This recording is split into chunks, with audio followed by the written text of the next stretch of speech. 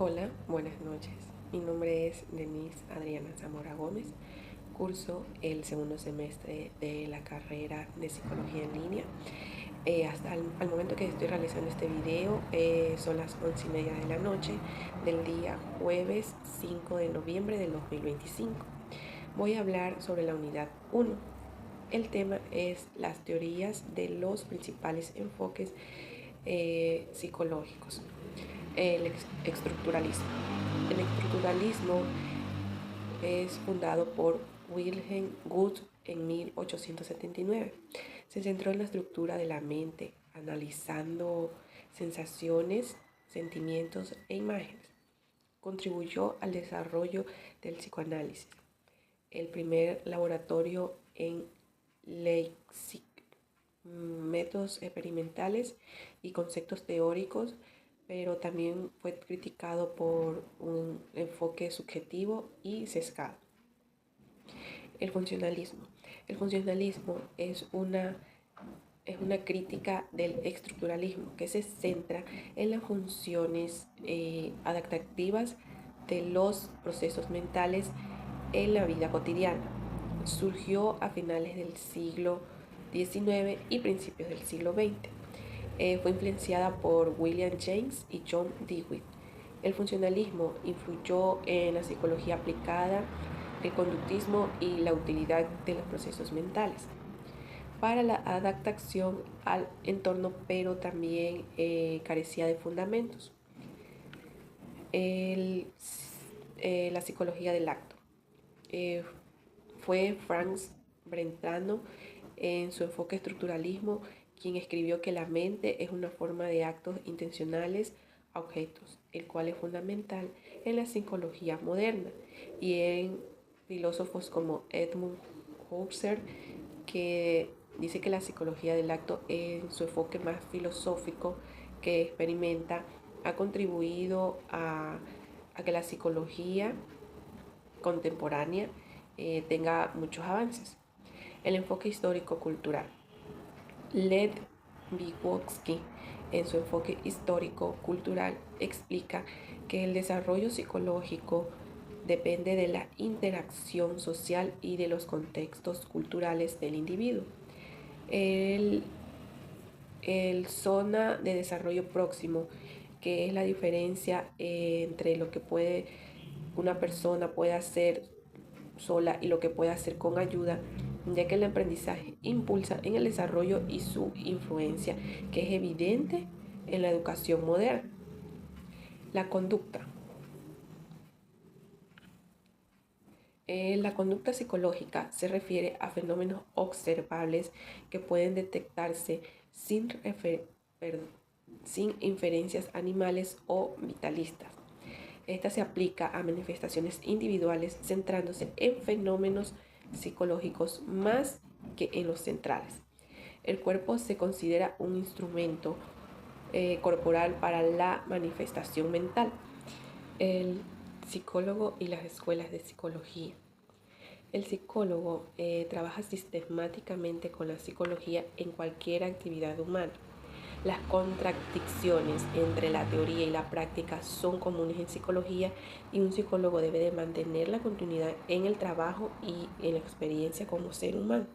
Los psicólogos se enfrentan a desafíos únicos, como la ansiedad, que es más intensa en cualquier otro campo científico. Diversas formas de evasión, como el bloqueo, el esterismo y el dogmatismo, son comunes en psicología. En el trabajo de campo, los psicólogos no solo deben tener un campo de trabajo, sino que también deben trabajar dentro de él, integrando la teoría y la práctica. Esto implica que tiene que comprender cuándo especular sobre los hechos y cuándo perder el contacto con ellos. Este trabajo puede transformarse en una indagación operativa que combina investigación, aplicación, teoría y práctica. En las conductas y escuelas, una división en la historia de la psicología con teorías mentalistas y conductistas. Los mentalistas incluyen estructuralismo, introspectivo y psicoanalitismo, mientras que los conductistas incluyen esquemas mentalistas y psicoanalitismo. La reflexología debe ser central en las escuelas conductistas.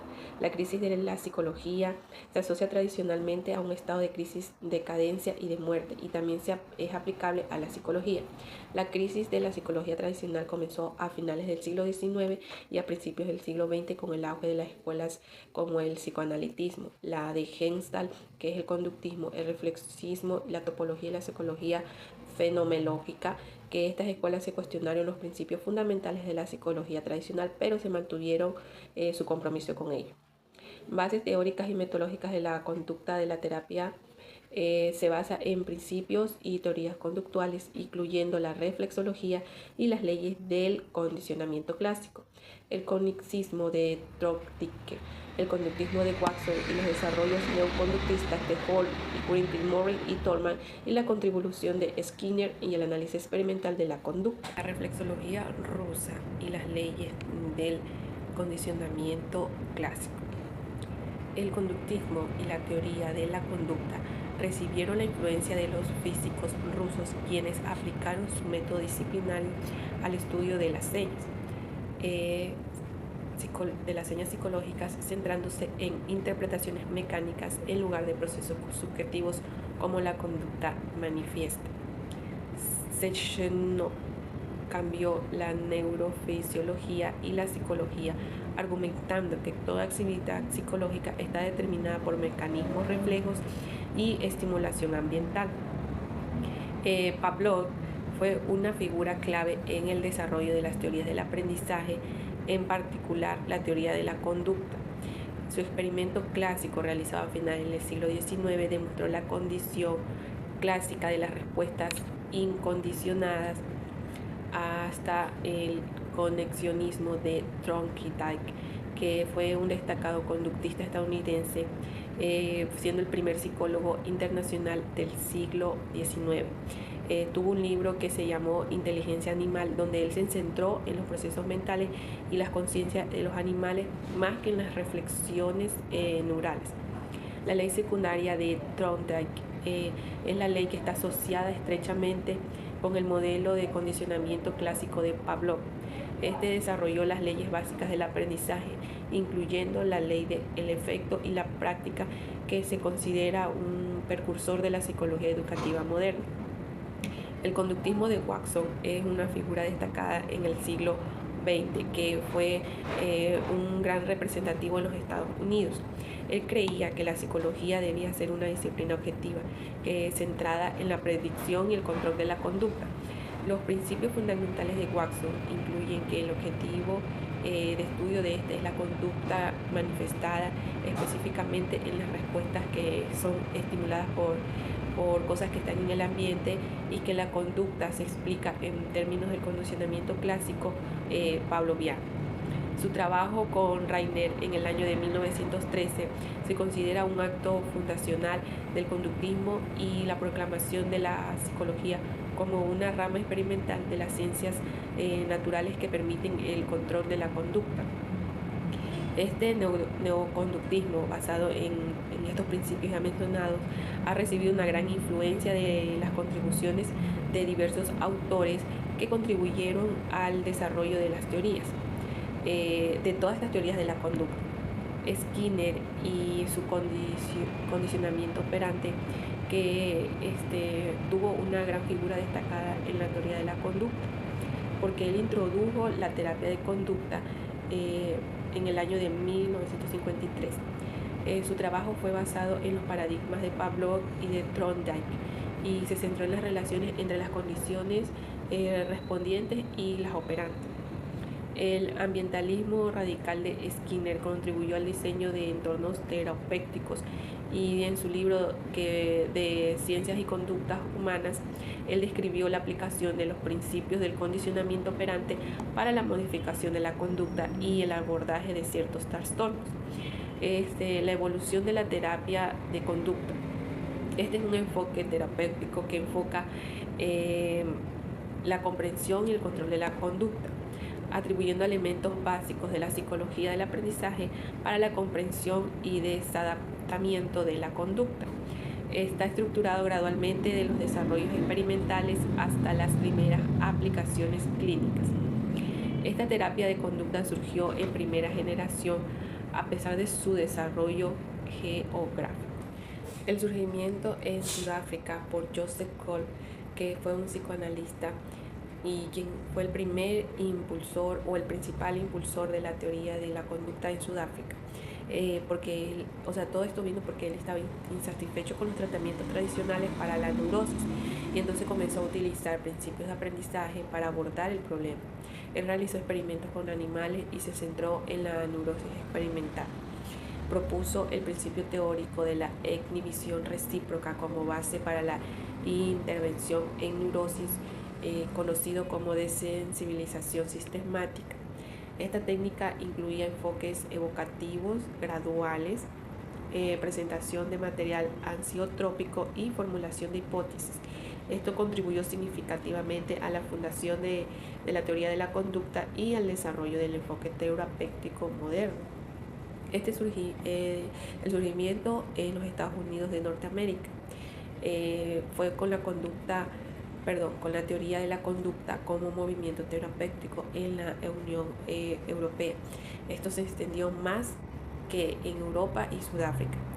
Skinner, miembro del equipo de Watson y Pavlov, integró los paradigmas y sin recurrir a mediadores emocionales. Hizo hincapié en la psicología de la conducta y su función en el entorno, desarrollando un método experimental para estudiar la conducta funcional. Skinner introdujo a este campo el análisis conductual aplicado, incluyendo la ingeniería y la economía de fichas. Consideraciones sobre la primera generación de terapeutas de conducta. En este equipo poseía amplios conocimientos sobre la investigación y el aprendizaje, la aplicación clínica de los resultados actuales y una visión de la aplicación clínica como parte de un programa más amplio en la investigación y terapia. Si bien que los principios del aprendizaje fueron controvertidos y su compromiso con la investigación científica y la demostración empírica de su eficacia fueron cruciales para convertir la terapia conductual en una ciencia, pero sin embargo la falta de alternativas terapéuticas adecuadas condujo a un declive en la práctica de la terapia conductual. La segunda generación tuvo un papel en los aspectos cognitivos con la terapia conductual. Esta se hizo en los años de 1970 y comenzó con una transformación en la teoría de la conducta. Se centró en los aspectos cognitivos y sociales. Esta segunda generación de terapeutas conductuales exploró diversos campos, incluyendo la psicología del aprendizaje y variables internas. Lazarus, en el año de 1968, argumentó que los principios del aprendizaje eran insuficientes y él sugirió mayor investigación en otras áreas. El aprendizaje social de Bandura reside en la idea del aprendizaje observacional como una forma de superar las limitaciones en la adquisición de conductas experimentales. Este desarrolló el marco conceptual del cognitivismo social, centrándose en los elementos que influyen en el aprendizaje observacional y diferenciándolo de los paradigmas de condicionamiento. Bandura enfatiza la importancia de comprender la relación entre la conducta y sus consecuencias, así como el concepto de determinismo, que explica qué es la influencia de los procesos cognitivos individuales. Su trabajo ha influido en la aplicación del aprendizaje observacional, el aprendizaje social y el concepto del autocontrol. Este surgimiento de estas terapias cognitivas tiene un impacto significativo en la conceptualización y el tratamiento de problemas psicológicos desde las décadas del año 1970, incorporando aspectos cognitivos en las primeras etapas y neoconductismos en las conductas abiertas sujetas a las leyes de aprendizaje. El psicoanálisis ortodoxo, por Sigmund Freud, en el año de 1856. Se destaca por su enfoque en el estudio del inconsciente que influye en la conducta humana. Él creía que los conflictos internos reprimidos y las experiencias infantiles afectan la personalidad. Este enfoque examina los sueños, los lapsos y síntomas neuróticos como manifestaciones del inconsciente. Freud propuso que la personalidad se organiza en tres partes. La primera es el ello, el id, que es instintiva y busca satisfacción inmediata por deseos básicos. El segundo es el yo, que es el ego, es racional y busca equilibrar deseos, realidades y normas. Y el tercero es el super yo o superego, que es el inconsciente moral que controla impulsos y guía una conducta según y sus ideales. Él desarrolló técnicas para explorar el inconsciente y también sus pacientes piensan sin censura. La interpretación de los actos fallidos revela que los conflictos son inconscientes. Su psicoanálisis ortodoxo aporta la primera teoría sistemática de la personalidad y la psicopatología. Introdujo conceptos claves como pulsiones y defensa. Recibió críticas por falta de evidencia y énfasis en la sexualidad. Sus ideas son esenciales en psicología y psicoterapéutica. El conductismo, cognitivismo y el aprendizaje. Las teorías del conocimiento y el aprendizaje. Es importante mencionar en este tema que dos ideas sobre el conocimiento de la antigua Grecia, como Platón en la República dice que lo que sabemos es una sombra de ideas puras que nacen en nuestra alma. El conocimiento es una proyección parcial influenciada por nuestros sentimientos, y esta idea surge de pensadores como Descartes, Leibniz y Kant, y la retoma la psicología actual.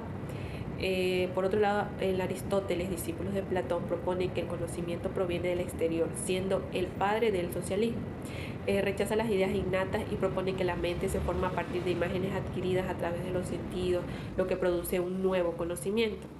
La corriente del pensamiento conductista la manifestó Watson y presenta el conductismo como una filosofía centrada en la investigación del aprendizaje a través de la observación del comportamiento en animales relacionado con la adaptación al entorno. Este enfoque rechaza la introspección y los métodos subjetivos, enfatizando que el aprendizaje se basa en la relación entre estímulos y respuesta. Watson se apoya en los trabajos de Pavlov sobre reflejos condicionados y establece el condicionamiento como el paradigma del conductismo. Estos principales modelos conductistas influyen en el condicionamiento clásico de Pavlov y en el condicionamiento operante de Skinner. Según Home, el conocimiento humano se forma mediante impresiones e ideas y está asociado a ideas entre sí también. El conductismo también niega los procesos mentales en su análisis, abogando por un enfoque empírico que observe solo conductas visibles, considerando que la mente es un reflejo de la realidad externa. Este conductismo destaca el papel del ambiente en un aprendizaje, considerando que la conducta está influenciada principalmente por factores externos. Aunque se permite la influencia de impulsos instintivos, la mayoría de los conductistas adoptan una postura ambientalista donde el aprendizaje es controlado por el entorno y no es innato. Este enfoque ve al organismo como pasivo respondiendo a las situaciones externas, lo que subestima su naturaleza biológica. Se establece que todos los seres que pueden aprender de la misma manera a través de la asociación. Watson argumenta que el estudio del comportamiento debe ser objetivo y desprecia la conciencia para abordar a humanos y animales de manera similar. También se considera que todos los organismos de una misma especie son comparables. Los conductistas intentaron entender el aprendizaje humano a través de experimentos con animales, pero esto fue algo inadecuado. Se sugirió comenzar con los humanos. El procedimiento de información y las teorías del procesamiento de información se enfocan en cómo las personas prestan atención, codifican, almacenan y recuperan esa información. A diferencia del conductismo, esta corriente resalta los procesos cognitivos y se beneficia de la tecnología de la información, ya que se considera que los humanos son procesadores de información similares a las computadoras. Esta perspectiva ha llevado al desarrollo de teorías sobre la memoria, identificando al sujeto como un procesador activo de información, a diferencia de la visión pasiva del conductivismo. Este enfoque del procesamiento de la información sostiene que los procesos cognitivos pueden descomponerse en unidades más pequeñas que se combinan para formar programas. Esta visión contrasta con la escuela de Gestalt y con modelos que enfatizan que todo es mayor que la suma de sus partes. Los programas computacionales y la cognición humana son definidos por leyes sintácticas, lo que hace que los humanos tengan sistemas lógicos, aunque poseen atributos como amor y afecto, y eso fluye en su desempeño. Organismos en la psicología cognitiva. La psicología cognitiva estadounidense se autodenomina constructivista, rechazando el enfoque atomista y proponiendo estudiar la psicología europea de entreguerras.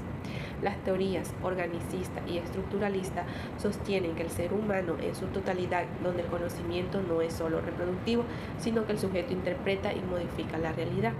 En este enfoque, la actividad es intrínseca al organismo, que está en continuo cambio y no es solo un mecanismo. El aprendizaje se considera una función natural comparable a procesos biológicos como el crecimiento y la muerte. El desarrollo conceptual de la ciencia cognitiva se puede dividir en etapas, comenzando con la cibernética, donde surgieron teorías y herramientas claves para el desarrollo de la inteligencia artificial. Durante todo este periodo se construyeron computadoras modernas y se introdujeron sistemas organizados y teorías como la de la información que aborda señales y comunicación. La idea de las neuronas como dispositivos lógicos y el concepto de razonamiento como cálculo fueron formulados. Originalmente el término computador se refiere a humanos que realizaban cálculos, pero luego se aplicó a máquinas que operan siguiendo algoritmos, abriendo las puertas a tareas inteligentes. El test de Turing cuestionó si las máquinas pueden pensar, planteando una prueba de distinguibilidad entre respuestas humanas y de máquinas. El comportamiento de una máquina de computación depende del programa que se ejecute, no de los materiales que tienen en su construcción. Esto lleva a que el estudio de la inteligencia, ya sea humana o artificial, deba concentrarse en el software en lugar de la anatomía del cerebro. Durante la gran parte del siglo XX, el conductivismo dominó la psicología buscando eliminar todo lo mental al enfocarse únicamente en la conducta observable. Sin embargo, en la década de 1950 surgieron críticas a la idea de explicar conductas complejas solo mediante estímulos y respuestas. La segunda etapa, que fue el modelo cognitivismo clásico. El modelo cognitivista clásico, también conocido como simbolista o representacionalista, emergió en 1956 y se basó en la idea de que la cognición es un proceso computacional y que tiene un modelo que sostiene la inteligencia humana, funciona de manera similar a un computador, como influencias de diversas disciplinas informáticas. La arquitectura computacional describe cómo las unidades de un sistema procesador de información están interconectadas. En el cognitivismo clásico se plantea un procesamiento secuencial donde una operación sigue a otra. El procesamiento del lenguaje implica varios pasos. La primera es la identificación de sonidos en la corteza auditiva. La segunda, codificación en el área de Wernicke. Y la tercera es la asociación de palabras con conceptos en áreas de asociación polimodal. La cuarta, programación fonética en el área de Broca, donde los conceptos se transforman en palabras. Este proceso, aunque se basa en reglas sintácticas, requiere preservar el contenido semántico, es decir, su significado. Así se plantea un desafío para el software mental que opera con símbolos sin entender su contexto práctico. El cognitivismo clásico adoptó la metáfora del computador, el cual se enfoca en imaginar el ser humano como un procesador de información, la idea del mente como un programa de software que corre en hardware cerebral y se refiere a la función del cerebro, sin dualismo anatómicos o fisiológicos. Los programas computacionales son reglas para manipular símbolos para producir los resultados. En la psicología cognitiva se enfoca en conocer cómo procesan información los seres humanos. Tercera etapa, el cognicionismo. El modelo cognitivista simbolista se remonta a finales de la década de los 70 y se enfoca en procesamiento en paralelo y de redes neuronales. Se destaca que no existía un lugar preciso de almacenamiento de información en el sistema nervioso central y que las reglas de procesamiento utilizadas por el cerebro eran lógicas. La estructura del modelo se debe a que el procesamiento simbólico es secuencial y que el proceso es localizado, ya que cualquier daño tiene profundas consecuencias en el funcionamiento de todo el sistema. La mente humana no está constructurada de esta manera, ya que tiene un crecimiento creativo difícilmente explicable por el proceso secuencial. La red computacional conexionista, también llamada sistema de procesamiento en paralelo o de redes neuronales, se compone de un dispositivo de entrada de información, un dispositivo de salida y un determinado número de unidades interconectadas. El modelo cognicionista se enfoca en la ciencia cognitiva, ya que la mente trabaja sobre una arquitectura computacional de interconexiones masivas distribuidas en paralelo y que la conectividad se modifica mediante experiencia y aprendizaje. Esto ha tenido una gran fuerza en la ciencia cognitiva, ya que se ha desarrollado una línea de investigación, simulación conexionista, que explora funciones cerebrales difíciles de abordar experimentalmente. El modelo cognicionista no ha desplazado al cognitivista clásico en la caracterización de la mente, sino que ambos conviven en la mayoría de los ámbitos académicos. El conexionismo se diferencia del clásico, que se compromete fuertemente con las representaciones y tiene como prototipo de lo mental el razonamiento abstracto, mientras que el cognicionismo destaca la materia prima con que trabaja la mente. El modelo cognicionista se denomina la visión del input-output, ya que las capacidades de percepción, acción y pensamiento pueden ser disasociadas, lo que es posible para muchos representantes de la etapa siguiente de la historia. Gracias.